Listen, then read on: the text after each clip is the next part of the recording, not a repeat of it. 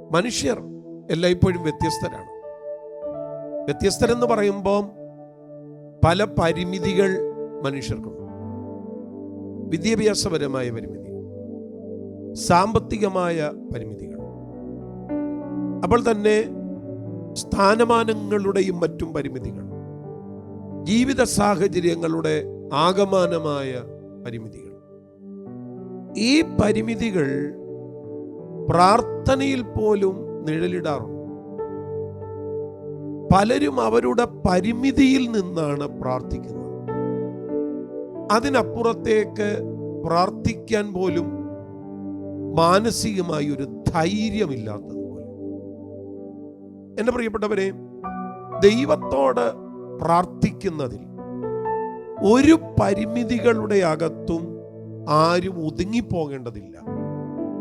കാരണം നമ്മൾ പ്രാർത്ഥിക്കുന്നത് അപരിമിതനായ ഒരു ദൈവത്തോട്. നമ്മുടെ ദൈവത്തെ സർവശക്തൻ എന്നാണ് വിളിക്കുന്നത്.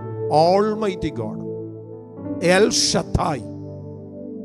അബ്രഹാമിന്റെ വിശ്വാസത്തിൽ പറഞ്ഞാൽ മരിച്ചതിനെ ജീവിപ്പിക്കുകയും ഇല്ലാത്തതിനെ ഉള്ളതിനെ പോലെ വിളിച്ചു വരുത്തുകയും ചെയ്യുന്ന ദൈവം.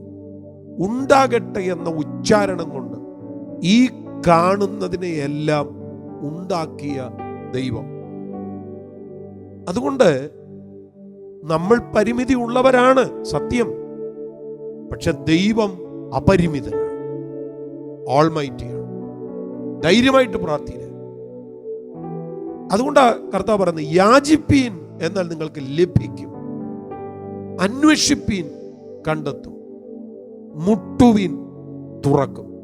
ജീവിത സാഹചര്യങ്ങളുടെ അകത്ത് നമ്മൾ അനുഭവിക്കേണ്ടി വന്ന പ്രതിസന്ധികൾ നിമിത്തം പ്രാർത്ഥന കുറയ്ക്കണ്ട.